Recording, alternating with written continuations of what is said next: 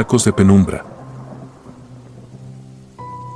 Nunca he creído en los finales felices. Si algún transeúnte me hubiera visto aquella madrugada de 2017, encorvado sobre la plancha que convertía la grasa en humo espeso, habría pensado que era solo otro taquero más tratando de ganarse la vida en la avenida 46 de Guadalajara. Pero lo que chisporroteaba bajo la espátula no era únicamente carne, era el pacto que me mantenía con vida a cambio de algo que todavía no alcanzo a nombrar sin que se me haga un nudo en la garganta. Mi nombre es Martín Vega. 39 años cumplidos, tripas llenas de remordimientos y un pasado que me obligó a reinventarme con un trompo de pastor por único estandarte. 5 años atrás lo tenía todo, un modesto restaurante familiar, la sonrisa de Marisol, mi esposa, y hasta un coche que arrancaba a la primera. Lo perdí por el veneno más barato que existe, la soberbia. Creí que la expansión del negocio podía pagarse a base de préstamos rápidos. Terminé firmando letras imposibles con una agiotista a la que llamaban Doña Rémora. Decían que era curandera, médium o bruja, dependiendo de a quién le preguntaras. Yo solo recuerdo el perfume dulzón con el que me selló la mano cuando acepté su dinero, olía a flores marchitas y a tierra recién removida. Marisol fue la primera en notar que algo no cuadraba. Cada noche, mientras yo contaba billetes con la ansiedad temblorosa de quien se ahoga, ella tosía como si la ceniza de un volcán se le hubiera instalado en los pulmones. En menos de un mes bajó 6 kilos, sus encías sangraban, sus sueños se poblaron de voces que repetían mi nombre como un regaño interminable. La última madrugada que la vi con vida se acercó a la cama, me tomó la mano y, sin reproches, susurró: no todo lo que se vende se come, Martín. Luego se desplomó. Los médicos no supieron darme diagnóstico. Fue la primera vez que entendí que la deuda que había contraído no se pagaba con billetes. Con el restaurante clausurado y la funeraria reclamando el pago del ataúd, escapé. Vagué varios meses, cargando la espátula como único recuerdo de mi antigua vida, hasta que tropecé con un carrito desvencijado a la venta junto a un taller mecánico de la colonia del Fresno. El toldo estaba roído, las ruedas chirriaban, pero costaba menos de lo que me quedaba en el bolsillo. Le cambié el nombre oxidado por uno pintado a mano con esmalte de uñas: Tacos Vega. No era orgullo, era supervivencia. La primera semana vendí más humo que alimento. A las 2 o 3 de la mañana solo pasaban los chóferes de camiones suburbanos y los barrenderos municipales. Les fiaba la cena a cambio de compañía, porque el silencio me recordaba el hueco que Marisol había dejado en la cama. El negocio despegó el día que apareció un muchacho flaco con capucha y mirada desorbitada. Me ofreció surtirme de carne fresca a la mitad de lo que pagaba en la carnicería. No pregunté procedencia, a esas alturas mi ética valía menos que las monedas que tintineaban en la cajita azul donde guardaba las propinas. La primera entrega llegó envuelta en hule negro. Al abrirla, un vaho metálico me nubló el olfato, pero la textura era blanda y el color uniforme. Pensé en los tacos al pastor que Marisol preparaba cuando la vida era simple. Encendí la plancha, espolvoreé orégano y el aroma resultante fue tan seductor que atrajo a un puñado de universitarios trasnochados. Se fueron jurando que regresarían. Aquella madrugada gané en 3 horas lo que antes tardaba 2 días en reunir. Cerré el carrito y, por primera vez desde el funeral, dormí sin soñar. La racha continuó, más paquetes, más clientes, más billetes. Una noche, sin embargo, noté la ausencia del lagartijo, un perro callejero que siempre mendigaba tortillas quemadas. Se me encogió algo por dentro, pero lo ignoré. El olvido es un lujo barato hasta que se acumula. El colmillo apareció al cuarto abastecimiento. Mientras cubría la plancha con la nueva remesa, la espátula chocó con algo duro. Era pequeño, amarillento, todavía ensangrentado. No recordaba que ninguna res tuviera incisivos tan humanos. Lo encerré en un frasco de mermelada vacío y quise convencerme de que provenía de algún coyote viejo. Seguí cocinando. Los clientes no cuestionaron el sabor, al contrario, aquel lote fue el más vendido. Poco antes del amanecer se acercó una anciana envuelta en un rebozo gris. Olía al mismo perfume marchito que Doña Rémora. Devoró 5 tacos sin respirar y, con la boca todavía reluciente de grasa, murmuró: el hambre que llenas no es la de ellos, sino la de allá abajo. Le ofrecí servilletas para que se limpiara los labios. Ella extendió mi mano y depositó una moneda de plata ennegrecida. Cuando levanté la vista, ya se alejaba tambaleante por la avenida desierta. La moneda tenía un hueco en el centro, como si algo la hubiera carcomido por dentro. Ese mismo día el muchacho me entregó la carne siguiente. Traía la tez ceniza y las uñas negras de tierra. Parecía más viejo. Quiso hablar, pero de sus labios brotó un silbido ronco, como aire saliendo de un fuelle. Dejó el paquete, recibió el dinero y se perdió tras los contenedores de basura. Apenas se marchó, un viento helado recorrió la calle y el toldo chirrió con un lamento que no pareciera de metal. Esa noche los clientes se multiplicaron de forma antinatural: taxistas, guardias de seguridad, mujeres con tacones rotos, un sacerdote que se persignó antes de probar el primer bocado. Todos repetían porciones, nadie hablaba entre sí. Yo sudaba como si la plancha me asara a mí, pero seguía sirviendo. Cuando el reloj marcó las 3:33, la fila se disolvió simultáneamente, dejando un silencio espeso. En la banqueta quedaron regados dientes, uñas y trozos de pelo que no recordaba haber visto caer de nadie. Guardé el colmillo en el bolsillo y caminé hasta la caseta telefónica del cruce. Marqué el número del agiotista que aún sonaba en mi cabeza como una condena. Contestó con voz suave y hueca, idéntica al silbido del muchacho. Le pregunté qué estaba pagando realmente con mi sudor. Respondió apenas 3 palabras: tu propia carne, y colgó. La línea quedó chirriando como un insecto atrapado. Volví al carrito y descubrí al lagartijo tendido bajo la mesa, el vientre abierto y vacío. Entonces lo comprendí: bajo la lámpara amarillenta, los filetes que reposaban listos para el día siguiente tenían formas demasiado humanas: la curva de un antebrazo, la redondez de una pantorrilla. Las vísceras exhalaban un vapor que formaba pequeñas sombras danzantes sobre la plancha aún caliente. Vomité bilis y sangre. Quise huir, pero la avenida se había convertido en un pasillo infinito. Las luces de los postes parpadeaban, revelando figuras estáticas al borde de la calle. Los clientes, todos, observándome en silencio, con la boca abierta como si esperaran la última orden de la noche. Entre ellos distinguí a Marisol, piel ceniza, ojos sin pupila. Le faltaba el anular izquierdo, pero sostenía algo invisible que marcaba la forma de mi corazón. Sentí la lengua adormecida. El aire se espesó como melaza. Doña Rémora emergió de la oscuridad detrás del carrito, su silueta recortada por la brasa agonizante de la plancha. Me rozó el hombro y el frío me partió la espalda. Susurró que cada taco vendido abonaba una cuota, pero la deuda original, mi ambición, la muerte de Marisol, aún pesaba demasiado. Mientras tus manos huelan a grasa, yo seguiré oliendo flores muertas. Clavó su mirada vacía en el colmillo que apretaba mi puño. Lo dejé caer sobre la plancha, y al instante brotaron chispas verdes que prendieron la grasa endurecida. Una llama negra se elevó, iluminando los torsos descuartizados que colgaban del techo improvisado, piel morena aún palpitante, tatuajes reconocibles de clientes frecuentes. No recuerdo cómo amaneció. Desperté en la unidad de quemados del Hospital Civil con las palmas ampolladas. La policía encontró restos óseos en la estructura retorcida de mi carrito, ninguno animal. No pudieron probar nada contra mí porque mis manos estaban tan dañadas que resultaba imposible levantar huellas. Sin embargo, cada vez que cierro los ojos siento el bordecito gris de la moneda carcomida rodando entre mis dedos. Hoy sobrevivo limpiando mesas en un mercado municipal.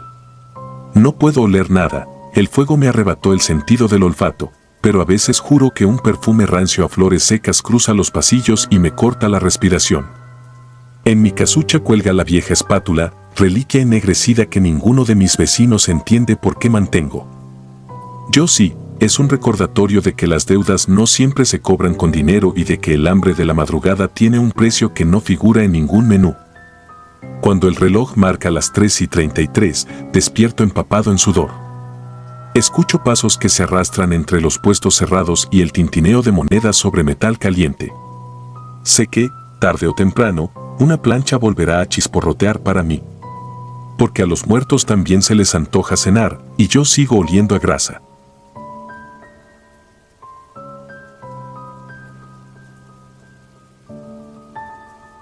Sangre al pastor. Dicen que la madrugada huele distinto cuando arde la grasa de un trompo y el silencio de la calle deja oír lo que en pleno día nadie nota.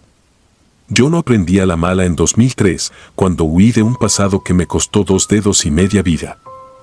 Me llamo Mauro, pero en la colonia Independencia de Monterrey me conocen como el zurdo, porque la mano derecha terminó rota y mutilada tras una deuda que firmé sin leer. Antes de volcarme a los tacos, creí que el dinero fácil del contrabando era un atajo, resultó ser un laberinto lleno de gente que reza al revés y cobra con huesos en vez de billetes. Aquella primera noche en que todo se torció me citaron en un taller herrumbroso detrás de la estación del ferrocarril. No hubo regaños ni amenazas, uno me sujetó la muñeca, otro blandió un machete y la que mandaba, una mujer menuda llamada Soraya, recogió mis anulares recién cercenados como quien prueba la textura de la carne antes de ponerla a la plancha. Esto solo es el recibo, murmuró, y lamió la sangre con una devoción que helaba la voz. Cuando desperté en una banqueta, comprendí que la peor mordida de aquel negocio no la daban los hombres, sino la superstición que los guiaba. Volví a casa cubierto de costras y vergüenza. Mi madre, costurera de toda la vida, empeñó su vieja singer para pagarme el hospital. Allí prometí alejarme de la sombra de Soraya y sus brujos de bolsillo.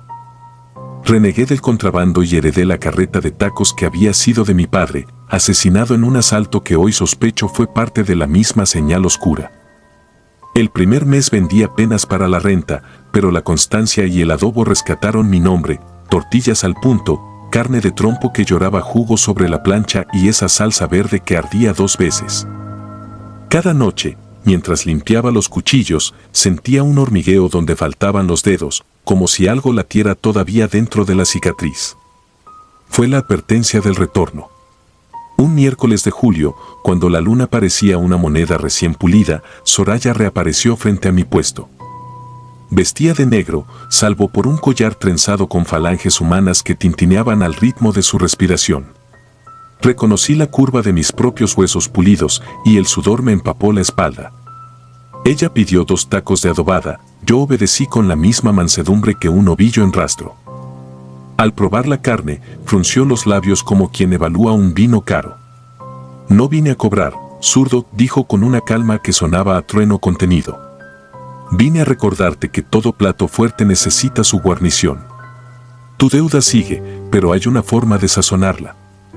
Me entregó una fotografía deslavada, una custodia de obsidiana encerrada en la capilla abandonada del antiguo Hospital González, clausurado después de un incendio que mató a medio pabellón en los 80. Según ella, dentro dormía el corazón de Tzitzimime, reliquia azteca que, al ofrecerla con sangre fresca, multiplicaba la fortuna de quien la poseyera.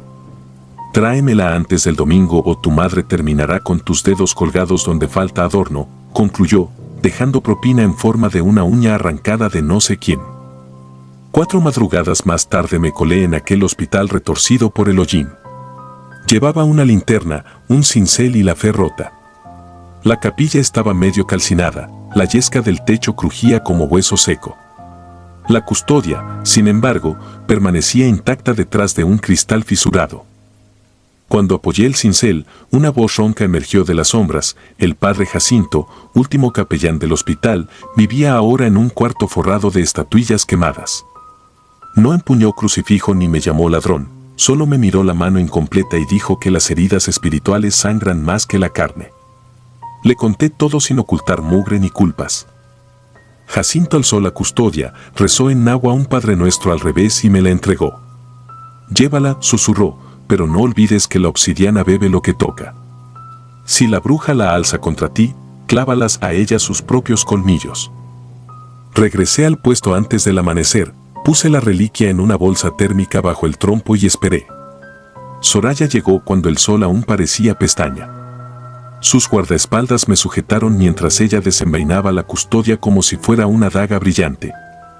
No hubo clientes que gritaran, la calle estaba vacía, como si alguien hubiese soplado a media ciudad que no saliera. Soraya apoyó el borde obsidiano sobre mi muñón, un ardor eléctrico recorrió mi brazo y el olor a carne quemada inundó el aire. Quiso beber mi dolor, pero la piedra se agrietó y brotó un chorro de humo denso, negro como petróleo. El humo se arremolinó y tomó forma de espiral que serpenteaba alrededor de Soraya.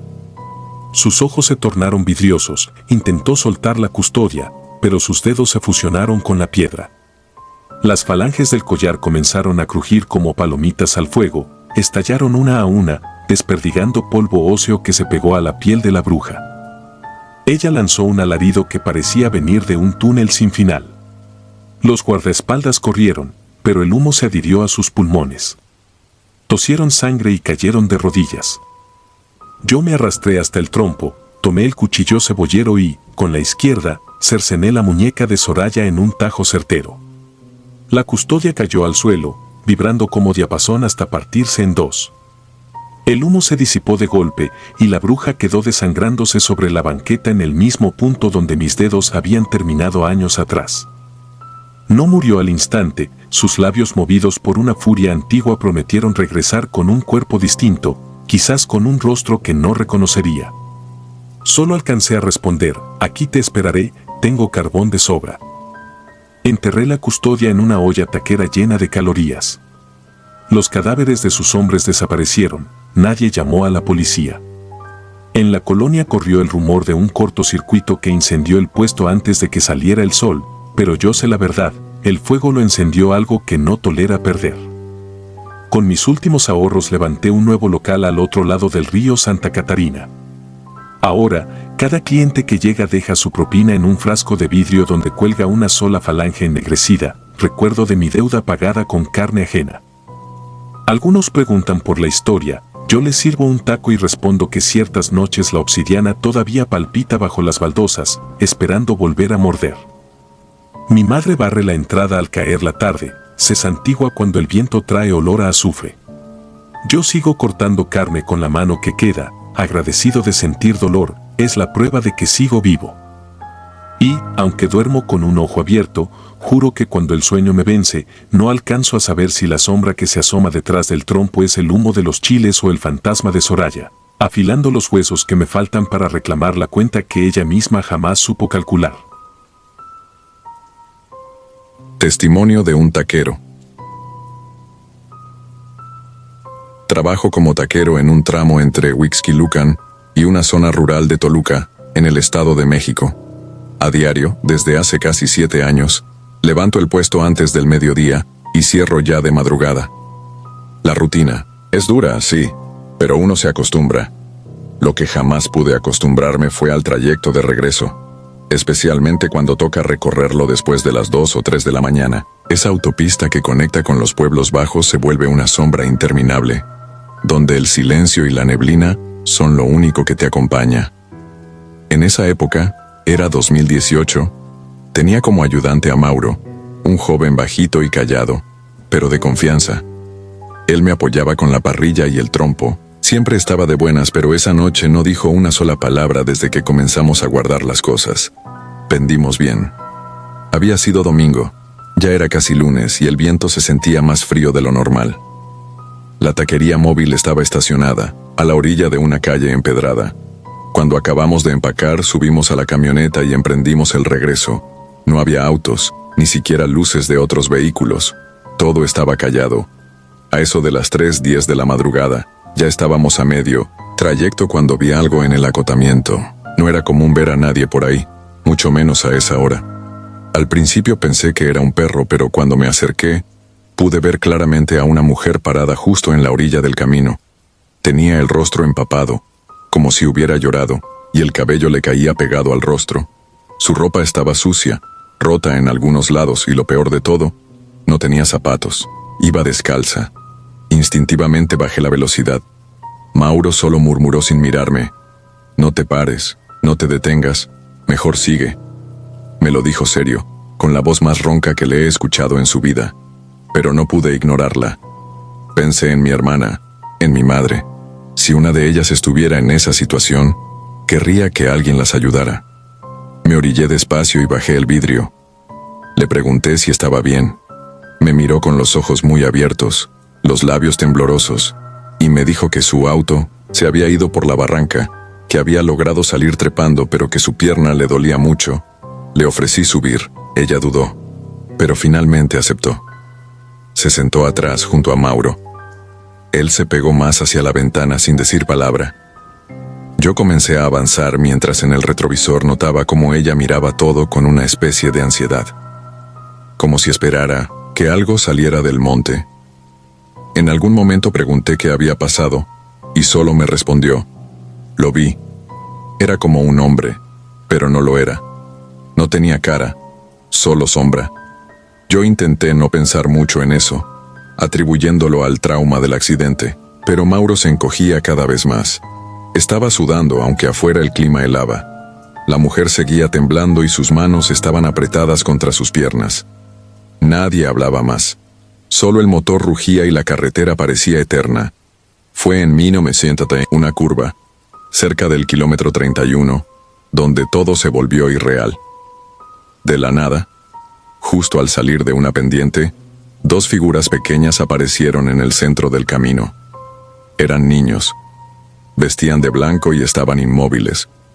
No tuve tiempo de frenar, el golpe fue seco. La camioneta rebotó y sentí que pasamos sobre algo. Mauro gritó. Yo frené de golpe, crucé hacia la orilla y salí corriendo. Esperaba ver sangre, cuerpos, restos, pero no había nada. Ni un zapato, ni marcas en el pavimento, ni rastro de algún impacto. Me quedé paralizado. La neblina era espesa, pero no tanto como para no ver. Caminé varios metros. Nada. Solo el susurro del viento. Volví con el corazón latiéndome con fuerza. Al subir, Mauro me miraba pálido. Le pregunté por la mujer. Él solo me dijo: no está. Pensé que se había bajado cuando yo salí. Busqué por los alrededores. Caminé un poco. La llamé. Nada. Volví a rodear la camioneta. Todo cerrado. Las puertas seguían con seguro. Me subí de nuevo y le pregunté a Mauro si no escuchó cuando se bajó. Él me respondió sin mover los ojos del parabrisas. Yo no dejé de sentirla junto a mí. La vi por el rabillo del ojo, y de pronto ya no estaba. Pero nunca escuché que se moviera. Nunca sentí que abriera la puerta. Nos quedamos callados. Manejé con las manos sudando y el estómago revuelto. Llegamos al entronque sin decir una palabra. Ya casi amanecía. La carretera estaba completamente vacía. Cuando por fin llegamos al pueblo, dejamos la camioneta en la cochera del taller donde siempre la estacionábamos. Mauro me dijo que se sentía mal, que se iba directo a su casa. Esa fue la última vez que lo vi. Al día siguiente no se presentó. Fui a buscarlo y su madre me dijo que había empacado todo en la madrugada, que le había dicho que no quería volver a ese lugar. Yo seguí trabajando. El puesto tenía que seguir. Pasaron semanas, meses.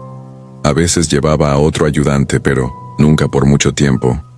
Ninguno aguantaba más de unas cuantas madrugadas. Siempre me decían que algo se sentía raro al regresar por esa carretera, que algo se movía entre la niebla. Algunos decían haber escuchado risas o lamentos.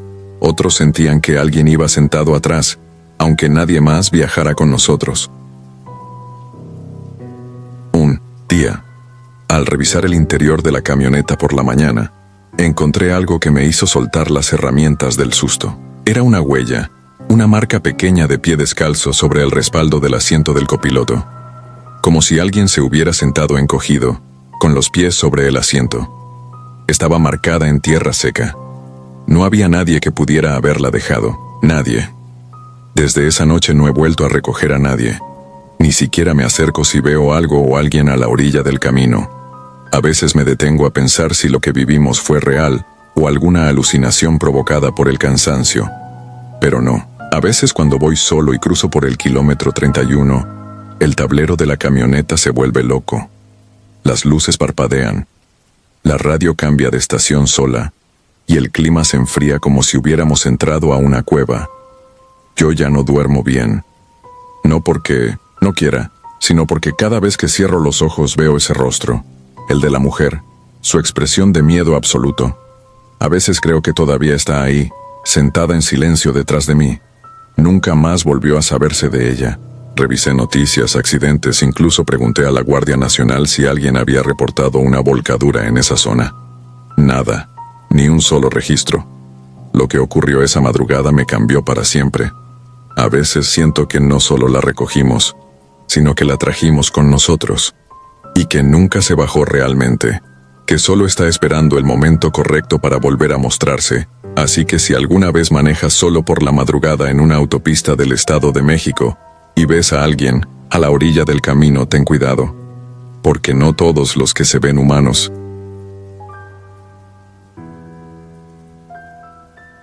Brasa de medianoche. Mi nombre es Humberto Báez y durante casi 10 años he vivido del olor a carne dorándose sobre un trompo que gira lento, como si hipnotizara a cualquiera que pase a menos de una cuadra. El puesto se llama El Nonato y está en San Lorenzo de los Encinos, un pueblo serrano de Puebla donde la neblina baja a las calles después de las 11 y no se va hasta que el gallo canta. En 2011 decidí mudarme al viejo local de Don Aureliano, un taquero retirado que juraba haber visto cosas que queman el alma en esa esquina. Me vendió barato el carrito, la plancha y hasta la sombrilla roída porque, según él, la verdadera carga era aquello que merodeaba cuando el fogón se apagaba. Yo, terco e incrédulo, lo tomé como superstición de anciano. El puesto quedó justo frente al camposanto municipal, separado solo por una calle de empedrado. Aún así, la ubicación era perfecta, los empleados de una empacadora salían hambrientos pasada la medianoche y no había competencia cerca. Abría a las 7 de la tarde y cerraba a las 12:15, ni un minuto más. Esa última rutina no la cambié, aunque nunca entendí por qué don Aureliano insistía en esa hora exacta. El primer mes todo fue normal, la clientela creció y el aroma de achiote se me quedó pegado al pelo. Para mover el ritmo contraté a un joven de 20 años llamado Eric Díaz, flaco y con brazos llenos de quemaduras viejas. Trabajaba rápido, callado y agradecido. Con él las ventas subieron. Nos organizábamos para limpiar a las 11:50, dejar todo listo, apagar el tanque a las 12:15 y largarnos. Parecía un negocio cualquiera hasta el viernes 3 de junio. Esa noche, cerca de las 11:40, el aire se sentía distinto, más pesado.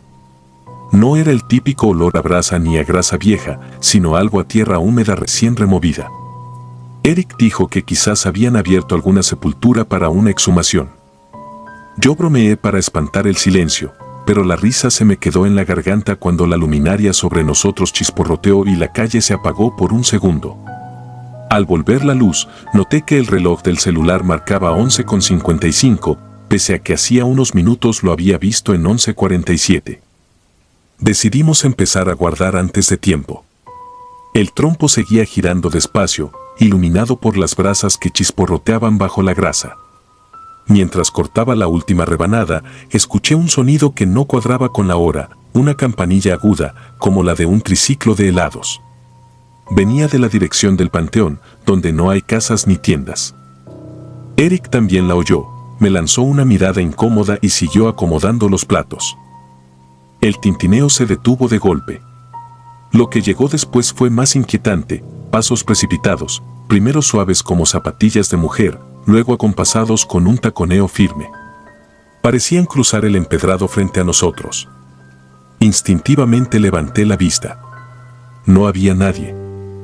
Sin embargo, los pasos seguían y cada vez se escuchaban más nítidos, como si la persona invisible caminara alrededor del puesto. El trompo crujió al gotear sobre las brasas y ese chasquido se mezcló con un murmullo tenue, dos voces platicando en susurros a medio metro de la plancha. Me quedé helado. Eric dejó caer las pinzas al suelo, se agachó a recogerlas y, sin incorporarse, se persignó. Con un nudo en la garganta, apagué la luz interna del toldo para ver mejor la calle, pero la oscuridad solo reforzó la ilusión de que las voces estaban justo entre nosotros. Podía distinguir la cadencia de una mujer riendo bajito, seguida por un murmullo grave, casi paternal. No pronunciaban palabras completas, eran fragmentos, cadencias antiguas, como si recordaran una canción sin letra. Sentí que el aire se congelaba. Una corriente gélida pasó sobre mi nuca, la piel se me erizó. Eric balbuceó que olía a copal quemado, y tenía razón. Aquella fragancia inconfundible a velorio impregnó todo el humo que salía de la parrilla. Sin pensarlo, bajé la persiana metálica que cubre el frente del carrito.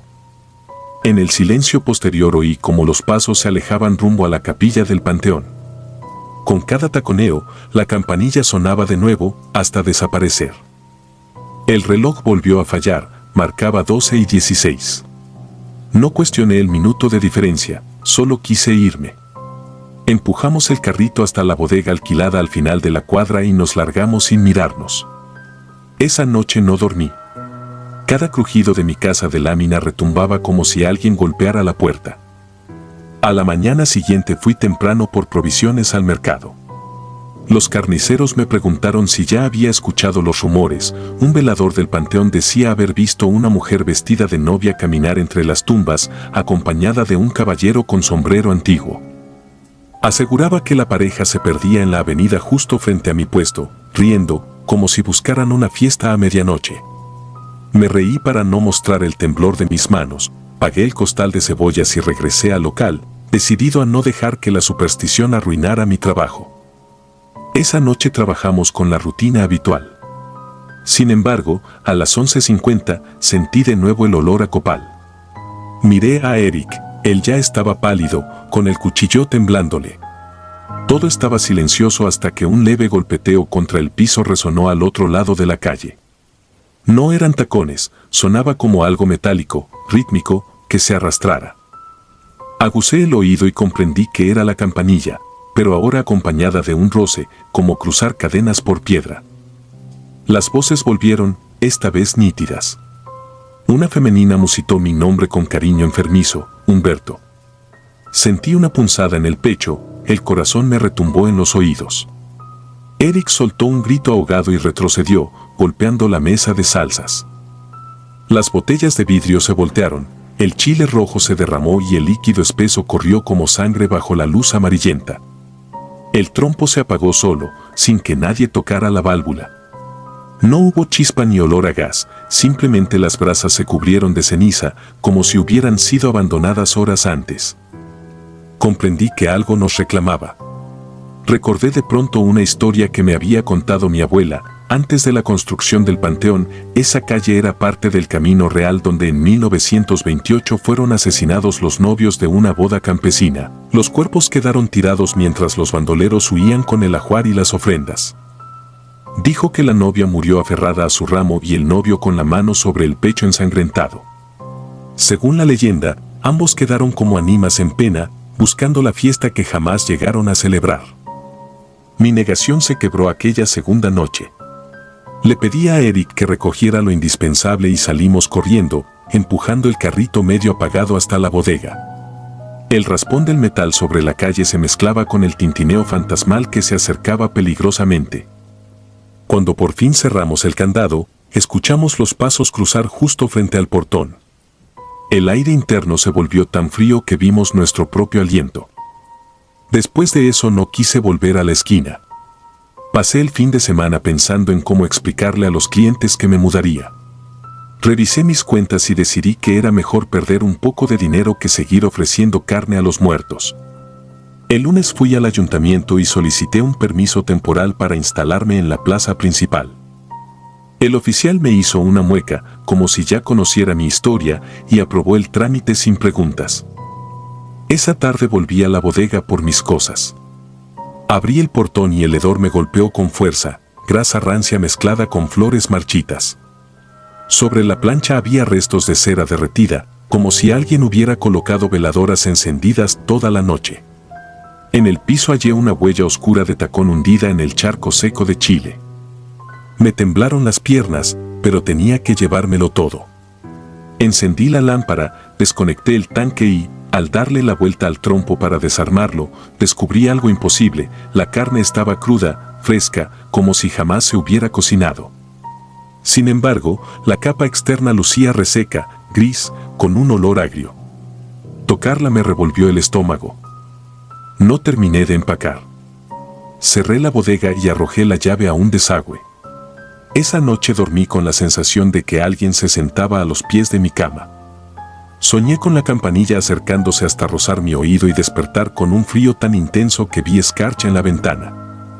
Al día siguiente instalé el puesto en la plaza y, por un tiempo, todo volvió a la normalidad. Pero la tranquilidad es frágil. A las 11:49 de un martes cualquiera, el farol de la plaza parpadeó y olí de nuevo el copal. El corazón me dio un vuelco. Cerré sin despedirme de los clientes y me fui a casa. Desde entonces no he vuelto a prender un fogón después de las 10.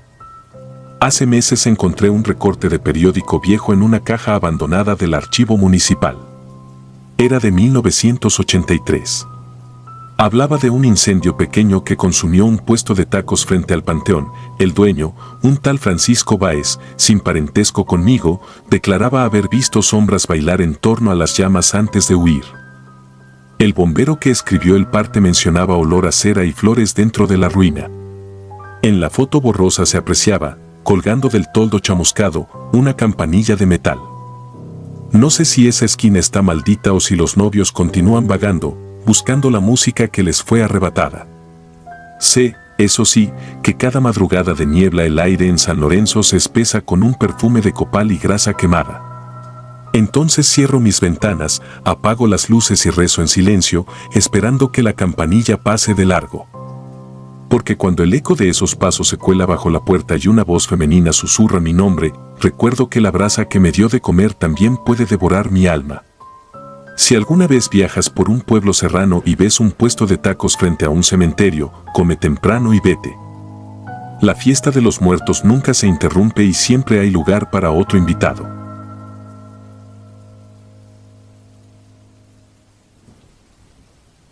Tras el comal. Dicen que los olores se impregnan en la piel, y yo soy la prueba porque desde que aprendí a dorar la carne sobre un comal hirviendo, la fragancia de la grasa tostada me sigue incluso cuando me baño. Me llamo Rubén Lagos, y llevo la mitad de mi vida despachando tacos en San Jacinto de los Mezquites, un caserío perdido entre lomeríos resecos del norte de Hidalgo. Aquí no llegan los turistas ni los inspectores de salud, solo los traileros con hambre, que confían en que la salsa verde les despierte la sangre mientras lidian con curvas y niebla. Desde 2018 tengo mi carretón pintado de rojo bajo la única luminaria que alumbra la vieja estación de tren. Entre semanas cierro tarde porque los camiones de carga pasan después de la medianoche y les cobro el doble, pero aquella noche de octubre pensé retirarme temprano. Algo en la brisa olía distinto, como a tierra recién abierta, como a tumba fresca. Mientras fregaba con un trapo la barra metálica, oí repicar la campana de la capilla del pueblo. Siempre suena a las 9, cuando el sacristán le da cuerda, pero esa vez retumbó pasadas las 12, demasiado tarde para misa. Aún así, no presté atención. Estaba más preocupado por el gato callejero que rondaba mis cajas buscando carnaza.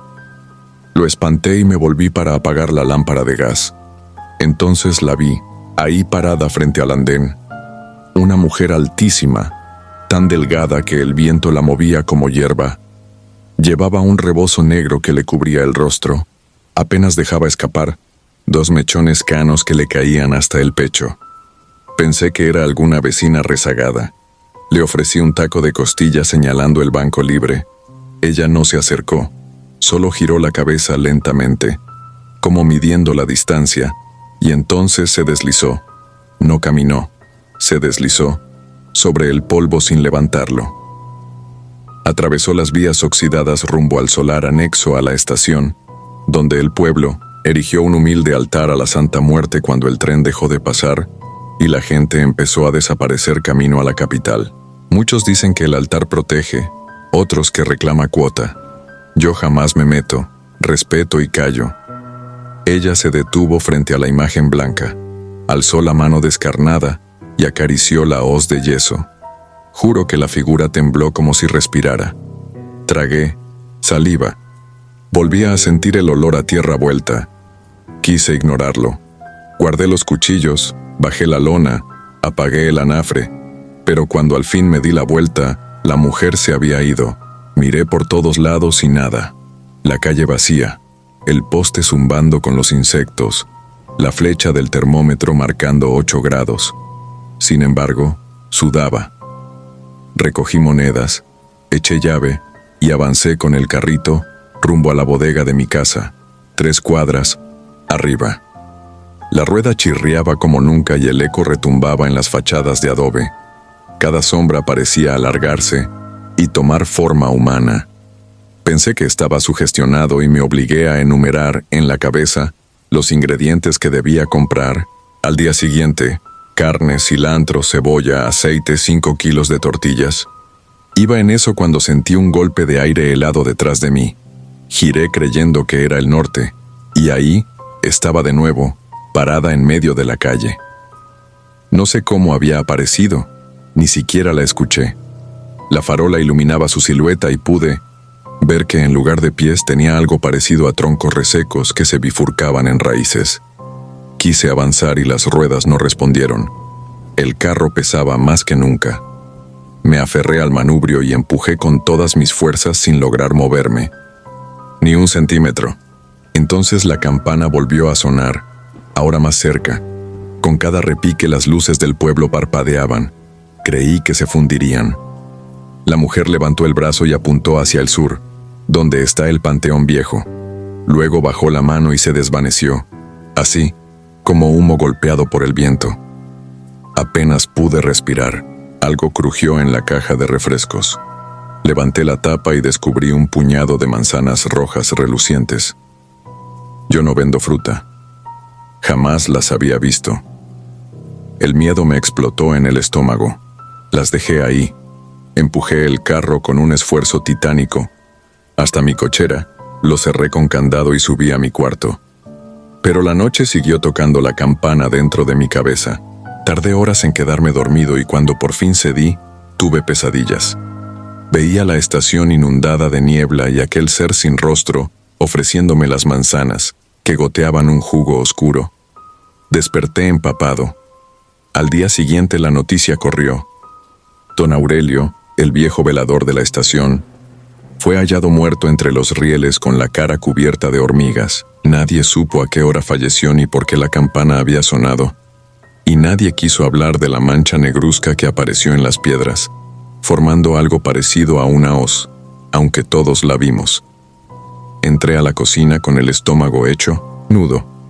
Cuando abrí la caja de refrescos, las manzanas seguían ahí, impecables, sin huellas de mordidas.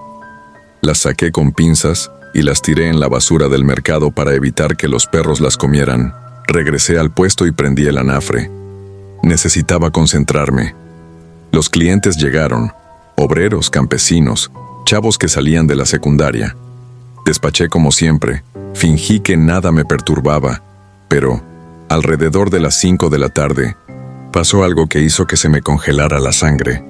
Un muchacho que no conocía se acercó al mostrador y pidió 2 de bistec. Mientras le servía, se inclinó y susurró: «La señora mandó esto». Me extendió una manzana roja, idéntica a las de la noche anterior. La agarré con la espátula para no tocarla. Pregunté qué señora. Él señaló hacia el altar. Volví la vista y allí la vi otra vez, de pie entre veladoras derretidas, inmóvil, el rebozo ondeando sin viento. Chispazos blancos se escapaban por debajo de la tela. Alzaba la mano como si contara cuánto le faltaba. Entonces, un estruendo nos sacudió. La fachada de la capilla se resquebrajó y la campana cayó incrustada en el suelo, levantando polvo y metal. La gente gritó. Corrimos. Yo aventé la manzana al suelo, rodó hasta el mojón de la esquina y quedó ahí, intacta. El cura del pueblo interpretó aquello como señal divina. Dijo que el altar profanaba la tierra bendita. Las autoridades ordenaron retirarlo al anochecer. Seríamos 5 voluntarios. No quería ir, pero nadie se apuntó y me conminaron. Acepté para no quedar como cobarde. A las 9 caminamos con lámparas y palas. Desmontaríamos la imagen y la llevaríamos a la barranca. Los demás traían mezcal en los bolsillos para darse valor. Yo ofrecí tacos fríos por si el cuerpo necesitaba energía. Parecía faena sencilla. Llegamos y comenzamos a desprender flores secas, botellas de licor, listones. Vi las velas ennegrecidas, como si hubieran ardido al revés. Uno de los muchachos, Efraín, levantó la figura y la depositó en una lona. Todos suspiramos al ver la calavera rota. Le faltaba media mandíbula. Entonces la tierra tembló. Apenas un segundo, lo suficiente para desestabilizarnos. La linterna giró y el rayo de luz iluminó un hoyo detrás del altar. Creí que era una madriguera. Nos acercamos y descubrimos un túnel vertical de unos 2 metros. Las paredes mostraban marcas de uñas, como si alguien hubiera intentado escalar desesperado, y al fondo algo brillaba. Era una manzana roja apoyada sobre un cráneo, pequeño. Nadie quiso bajar. Propusimos rellenar con tierra, pero el hoyo parecía tragarla. Cada palada desaparecía como si el suelo respirara. En medio del terror, la campana inexistente volvió a sonar, primero sorda, luego retumbante. Mis compañeros huyeron. Yo quedé paralizado. Sentí que un hilo invisible me ataba al borde del agujero. La mujer emergió entonces detrás de mí. Percibí su aliento gélido en la nuca. Me habló sin abrir la boca. La voz retumbó en mi cráneo. Dijo mi nombre completo, mi fecha de nacimiento, mis pecados. Me dijo que el olor a carne que me seguía era llamado ofrenda, que cada noche invertida junto al comal acumulaba un impuesto y que la cuenta vencía. Extendió la mano y su tacto era duro como madera. Me obligó a mirar abajo. Las paredes sangraban, los cráneos se multiplicaban, todos con mordeduras grises. Entendí que aquel altar no pedía respeto, sino tributo, constante, y que yo llevaba años oliendo a banquete. No recuerdo cómo llegué a casa. Desperté con las ropas llenas de barro rojo. Mi esposa lloraba. Dijo que me halló inconsciente frente al portón repitiendo que falta uno. Me tomó 3 días volver al puesto. Cuando lo hice, descubrí que la plancha de acero estaba oxidada pese a que la lavé. La grasa se había vuelto negra, desprendía olor a tierra húmeda. Tiré todo y compré utensilios nuevos. Aún así, el hedor seguía. Los clientes dejaron de venir. Aseguraban que veían sombras al acercarse a la barra, murmullos que pedían manzanas en vez de tacos. Cerré varias noches, pero el sueño me torturaba. Veía la estación y la campana, sentía la mano helada tocándome el hombro. Despertaba con el gusto metálico de sangre en la lengua. Una madrugada abrí la bodega para revisar el carrito. Hallé sobre la parrilla una sola manzana roja, recién pulida. Me di por vencido. La tomé con las manos desnudas. La piel fría se pegó a la mía. La guardé en la bolsa del mandil y caminé, bajo la luz mortecina, rumbo al altar que habían prometido retirar, pero que seguía ahí, como si el pueblo entero conspirara para olvidarlo. La figura descarnada se hallaba reposicionada, entera, sonrisa completa. Extendí la manzana sobre la losa, pronuncié un con permiso y di media vuelta. La campana repicó y sentí que el aire aligeraba. Volví a oler solamente a cilantro y a carne fresca, no a tumba.